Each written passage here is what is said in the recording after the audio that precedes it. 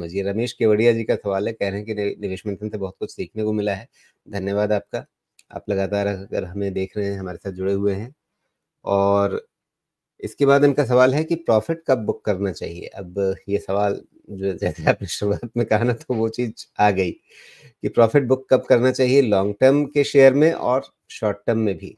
तो दोनों तरह से आपने शॉर्ट टर्म ट्रेड लिया है तब प्रॉफिट कैसे बुक करना है, और लॉन्ग टर्म में अगर ले रखा है तो लॉन्ग टर्म मतलब कितना लंबा लॉन्ग टर्म? आप कहेंगे कि नहीं, वोलेटिलिटी तो चलती रहेगी, तो किस वोलेटिलिटी से पहले आपको प्रॉफिट बुक करना चाहिए और किस वोलेटिलिटी को नजरअंदाज करना चाहिए अगर आपका नजरिया लंबी अवधि का है? जी देखिए, अब ये जो प्रॉफ़िट बुकिंग का तरीका है ना, ये पहला तो ये सबसे एट हाई लेवल 2 सेगमेंट में जाएगा। एक, जैसे हम लोग हैं, अब मेरा काम ही यही यही हमारा घर चलाता है, हमारे क्लाइंट्स के पैसे को मैं एडवाइस कर पाता हूँ इसी काम से। तो हमारे प्रॉफ़िट बुक करने का तरीका अलग होगा।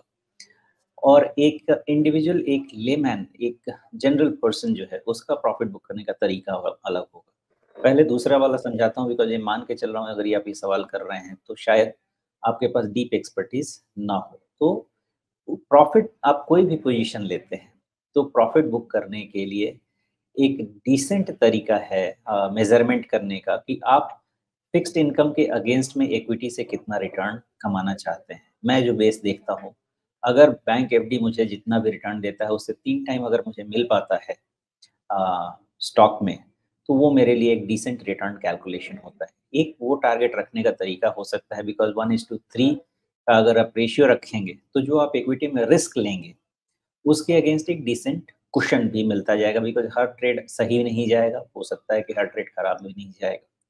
या हर इन्वेस्टमेंट सही नहीं जाएगा, और मोस्टली बड़े लॉन्ग टर्म वाले इन्वेस्टमेंट अच्छे क्वालिटी स्टॉक में अच्छे ही जा सकते हैं। पहला तरीका ये है।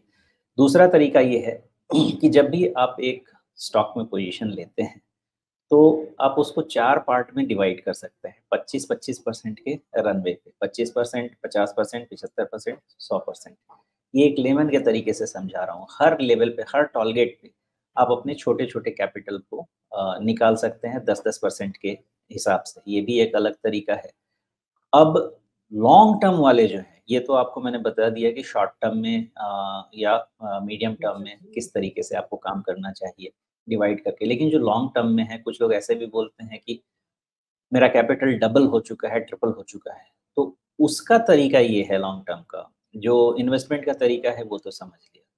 लॉन्ग टर्म में जो प्रॉफिट बुक करने का तरीका है, उसमें करना ये चाहिए, अगर आपको लगता है कि कोई चीज़ 5 साल में दोगुनी हो जाएगी, फॉर एग्ज़ाम्पल कोई भी बहुत अच्छे क्वालिटी का शेयर है, अगर उसको डिसेंट वैल्यूएशन पे लिया जाए और उसका बिज़नेस प्रॉस्पेक्ट अच्छा है, इवन लार्ज कैप में भी, तो नॉर्मली वो आपको 15% के रिटर्न, साल के 15% के रिटर्न के हिसाब से 5 साल में डबल तो कर सकता है वो प्राइस को।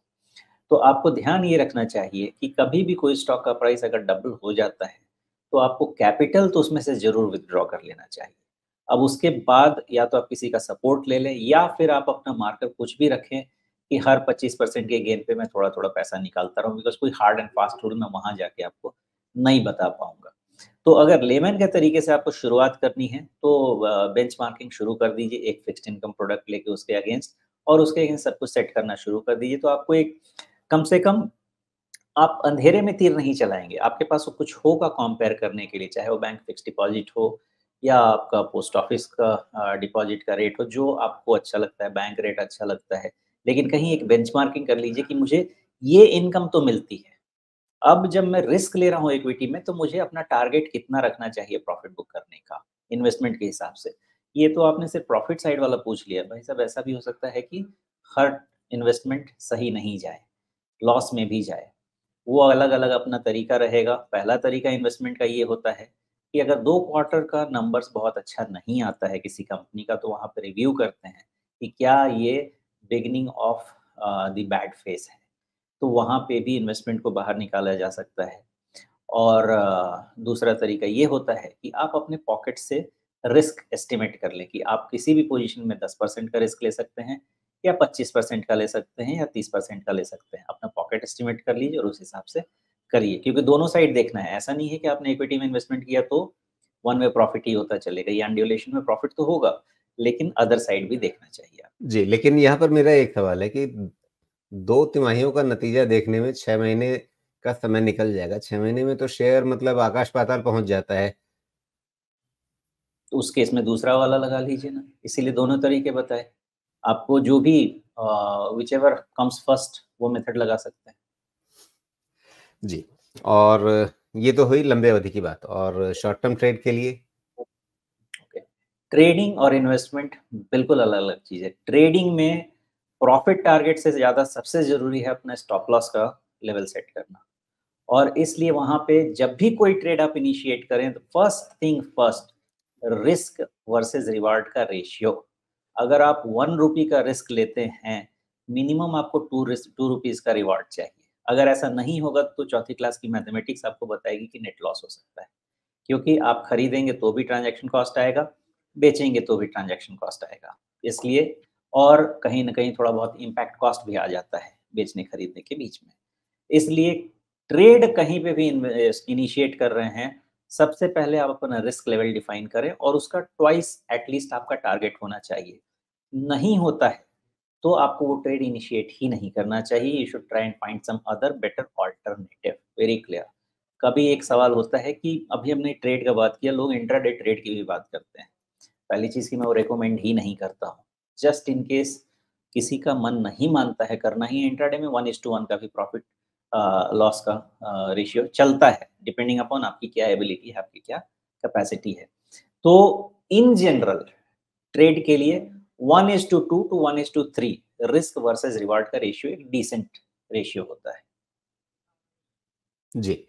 इंट्राडे में जो लोग 1:1 के रेशियो पे काम करते हैं वो क्या मान के चलते हैं? क्या वो ये सोच के चलते हैं कि मेरे 70-80% ट्रेड सही बैठेंगे तो फिर 1:1 मेरे लिए फिर भी काम कर जाएगा? इंट्राडे में क्या होता है ना राजीव जी कि आज की तारीख में ट्रांज़ैक्शन कॉस्ट ब्रोकरेज ज़ीरो हो जाता है ना मोस्टली। तो वहाँ पे आपका कॉस्ट ऑलमोस्ट नेग्लिजिबल हो जाता है। इसलिए आप 1:1 में भी आज की तारीख में सँभाल पाते हैं। लेकिन वो ज़माना जो पहले का जब था, जिसमें इंट्राडे में ही 50 पैसा का कॉस्ट होता था, वो ऐसे में तो नहीं हो पाएगा। जी, लेकिन क्या आज ये वायबल हो गया है? हाँ, आज हो गया। एल्गो ट्रेड आपके 1:1 पे बहुत चलते हुए। ओके। तो चलिए ये मोटे तौर पे ये चीज़ अलग से एक वीडियो के रूप में भी हम सँभाल कर के रख देंगे पाठशाला की तरह से कि भई इस चीज़ को जो भी निवेशक हैं, एक बार सुनना समझना चाहें, अपने दिमाग को साफ़ करना चाहें कि मुनाफ़ा कब लेना चाहिए, तो इस चीज़ को एक बार वापस सुन सकते हैं।